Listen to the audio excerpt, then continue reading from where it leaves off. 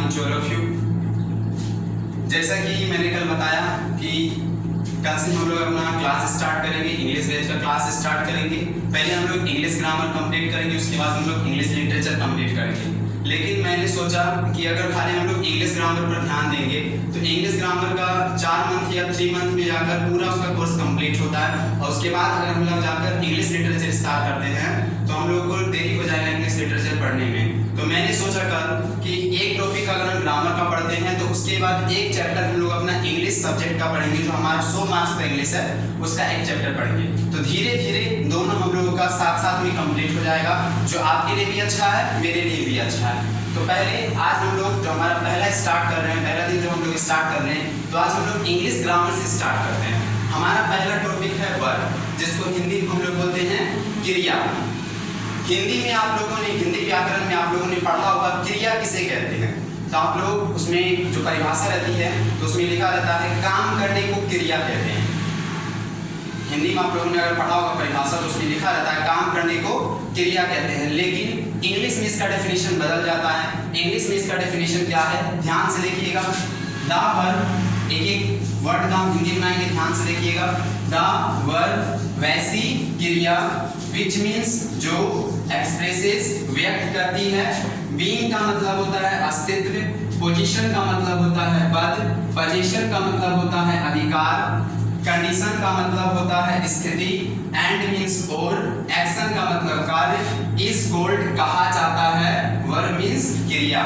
यानी वैसी क्रिया जो व्यक्त करती है अस्तित्व को, पद को, अधिकार को, स्थिति को और कार्य को, तो उसको हम लोग क्या बोलते हैं, क्रिया कहते हैं। हिंदी में सिर्फ क्रिया काम को व्यक्त करती है, लेकिन इंग्लिश में क्रिया 5 चीजों को बताती है। पहला हमारा बीइंग हो गया, जिसको हिंदी में हम लोग अस्तित्व बोलते हैं। दूसरा पोजीशन हो गया, जिसको हम लोग पद बोलते हैं। तीसरा पोजीशन हो गया, जिसको हम लोग अधिकार बोलते हैं। 4 नंबर कंडीशन हो गया, जिसको हम लोग स्थिति बोलते हैं हिंदी में। और 5 नंबर हमारा हो गया एक्शन, जिसको हम लोग कार्य बोलते हैं। अब एक एक एग्जाम्पल सबका देखते हैं। जैसे पहला बोल रहा है बीइंग। बीइंग का हिंदी बताया आप लोगों को अस्तित्व। अस्तित्व का मतलब क्या होता है, किसी भी व्यक्ति के अस्तित्व का मतलब होता है उसका गुण। हर एक व्यक्ति के पास अपना ही गुण होता है। कोई अच्छा होता है, कोई बुरा होता है, कोई लंबा होता है, कोई नाटा होता है, कोई काला होता है, कोई गोरा होता है। ये हर एक आदमी का अपना एक अस्तित्व है। तो किसी के भी अस्तित्व को कौन व्यक्त करता है, हमारी क्रिया व्यक्त करती है। जैसे कि एग्जांपल हमने दिया है, Ram is a good boy. इसका हिंदी क्या हुआ, राम एक अच्छा लड़का है। तो यहाँ पर जो हमारा इस वर्ब है वो क्या चीज को व्यक्त कर रहा है, बीइंग को व्यक्त कर रहा है। यहाँ हमें पता चला कि राम एक अच्छा लड़का है, राम का गुण क्या है, अच्छा है, राम का अस्तित्व क्या है, अच्छा है। और ये कौन बता रहा है हमको, बीइंग बता रहा है। Next position. पोजीशन का मतलब क्या होता है, पद। पद में क्या है, Sita is the doctor of PMCH. अब सोचने की बात है कि सीता पहले एक बच्ची होगी हम लोग की जैसे, वो भी स्टडी की, पढ़ाई की, मेहनत की, एमबीबीएस पास की, और उसके बाद जाकर वो डॉक्टर बन चुकी है। कहाँ की, पीएमसीएच की वो डॉक्टर बनी है। तो उसके पास, सीता के पास अभी पद है। क्या चीज का पद है, पीएमसीएच के डॉक्टर होने का पद है। तो आपको याद रखना है कि किसी भी आदमी के पद को कौन व्यक्त करता है, क्रिया व्यक्त करती है। तो यहाँ पर हमारा वर्ब इज है, और इज यहाँ पर क्या चीज का काम कर रहा है, यहाँ पर पोजीशन का काम कर रहा था। ऊपर में आप लोगों ने देखा इस क्रिया थी, लेकिन इस इसमें बीइंग का काम कर रहा था। और नीचे वाला एग्जांपल में इस क्रिया है, लेकिन इस यहाँ पर क्या चीज का काम कर रहा है, पोजीशन का काम कर रहा है, पद का काम कर रहा है। आगे आता है पोजीशन। पोजीशन मींस होता है अधिकार। हर व्यक्ति अपनी मेहनत से जो चीज खरीदता है उसके पास उसका अधिकार होता है। जैसे कि एग्जांपल के तौर पे हम लोग समझेंगे, आई हैव ए पेन। मेरे पास एक कलम है। तो मेरे पास एक कलम है, फॉर एग्जांपल मेरे पास जो ये कलम है, तो इस कलम पर मेरा अधिकार है, मैंने इसे खरीदा है। अब मैं इसे आपको दे दूं या किसी और को दे दूं, या मैं इसको फेंक दूं, तो कोई मुझको बोलने जाएगा नहीं, बोलने जाएगा। क्यों, क्योंकि इस कलम पे मेरा क्या है, अधिकार है। तो वर्ब जो है किसी भी व्यक्ति के अधिकार को भी बताता है। जैसे आई हैव अ पेन, मेरे पास एक कलम, यहाँ पर अधिकार का काम कौन कर रहा है, हैव कर रहा है। नेक्स्ट आ जाते हैं हम लोग कंडीशन। कंडीशन का मतलब होता है स्थिति या फिर दशा। जैसे Sita is a poor girl. Sita एक गरीब लड़की है। तो यहाँ पर सीता की कंडीशन क्या बताई जा रही है, सीता एक गरीब लड़की है। तो यहाँ पर इस क्या चीज का काम कर रहा है, जो हमारे यहाँ पर इस वर्ब है वो क्या चीज का काम कर रहा है, कंडीशन का काम कर रहा है। नेक्स्ट एंड लास्ट हमारा आ गया एक्शन। एक्शन हो गया क्या, हिंदी उसका हो गया कार्य। जैसे लिख रहे हैं इसमें एग्जांपल में, Mohan writes a letter, Mohan एक पत्र लिखता है। तो यहाँ पर मोहन क्या काम कर रहा है, पत्र लिखने का काम कर रहा है। मोहन यहाँ पर एक काम कर रहा है, तो काम क्या कर रहा है, पत्र लिखने का। तो लिखना यहाँ पर क्या हो गया, हमारा एक्शन हो गया। It means you have seen here the verb has shown the 5 examples. First, the example of being. Second, the example of position. Third, the example of position. Fourth, the example of condition. And fifth, the example of action. मुझे आशा हो कि आप लोगों को यहाँ तक समझ में आ गया होगा। आप लोग इसका स्क्रीनशॉट ले सकते हैं।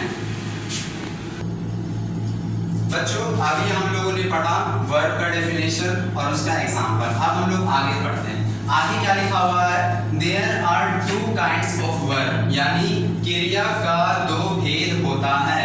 पहला हो गया हमारा मेन वर्ब, जिसका दूसरा नाम है प्रिंसिपल वर्ब। पहला नाम क्या हो गया, मेन वर्ब, उसी का नाम है प्रिंसिपल वर्ब, जिसको आप लोग हिंदी में बोल सकते हैं मुख्य क्रिया या फिर प्रधान क्रिया। और आपका दूसरा जो काइंड है, वो दूसरा काइंड क्या है, हेल्पिंग वर्ब, जिसको हिंदी में हम लोग बोलते हैं सहायक क्रिया। अब हम लोग पहले जानेंगे मेन वर्ब डिफाइन करेंगे। मेन वर्ब का डेफिनेशन, मुख्य क्रिया किसे कहते हैं। तो क्या लिखा हुआ है, ध्यान से देखिएगा।